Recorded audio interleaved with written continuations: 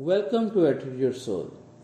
آج اپنی ہدایت و رہنمائی کے لیے دیکھیں گے پیدائش کی کتاب اور اس کا 23واں باب۔ اور سارا کی عمر 127 برس کی ہوئی۔ سارا کی زندگی کے اتنے ہی سال تھے،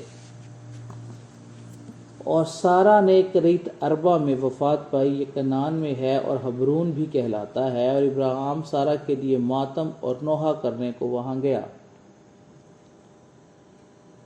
پھر ابراہیم میت کے پاس سے اٹھ کر بنی ہت سے باتیں کرنے لگا اور کہا، میں تمہارے درمیان پردیسی اور غریب الوطن ہوں۔ تم اپنے ہاں گورستان کے لیے کوئی ملکیت مجھے دو، تاکہ میں اپنے مردہ کو آنکھ کے سامنے سے ہٹا کر دفن کر دوں۔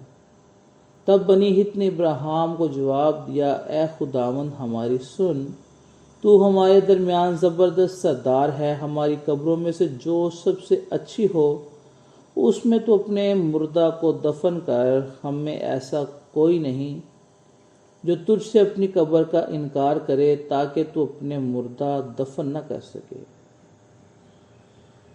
ابراہیم نے اٹھ کر اور بنی ہت کے آگے جو اس ملک میں لوگ ہیں آداب بجا لا کر ان کے یوں گفتگو کی کہ اگر تمہاری مرضی ہو کہ میں اپنے مردہ کو آنکھ کے سامنے سے ہٹا کر دفن کر دوں تو میری عرض سنو، اور سحر کے بیٹے افرون سے میری سفارش کرو کہ وہ مقفیلیہ کے غار کو جو اس کا ہے، اس کے کھیت کے کنارے پر ہے، اس کی پوری قیمت لے کر مجھے دے دے، تاکہ وہ گورستان کے لیے تمہارے درمیان میری ملکیت ہو جائے۔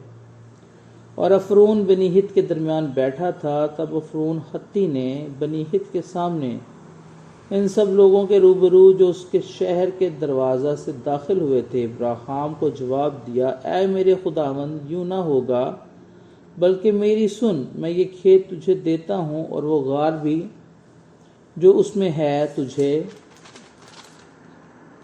دے دیتا ہوں۔ یہ میں اپنی قوم کے لوگوں کے سامنے تجھے دیتا ہوں کہ تو اپنے مردہ کو دفن کر۔ تب ابراہیم اس ملک کے لوگوں کے سامنے جھکا۔ پھر اس نے اس ملک کے لوگوں کے سنتے ہوئے افرون سے کہا کہ اگر تو دینا ہی چاہتا ہے تو میری سن، میں تجھے اس کھیت کا دام دوں گا، یہ تو مجھ سے لے لے تو میں اپنے مردہ کو وہاں دفن کروں گا۔ افرون نے ابراہیم کو جواب دیا، اے میرے خداوند، میری بات سن، یہ زمین چاندی کی 400 مسکال کی ہے، سو میرے اور تیرے درمیان یہ ہے کیا؟ پس اپنا مردہ دفن کر۔ ابراہیم نے افرون کی بات مان لی۔ سو ابرام نے افرون کو اتنی ہی چاندی تول کر دی جتنی کا ذکر اس نے بنی ہت کے سامنے کیا تھا، یعنی چاندی کے 400 مسکال جو سوداگروں میں رائج تھی۔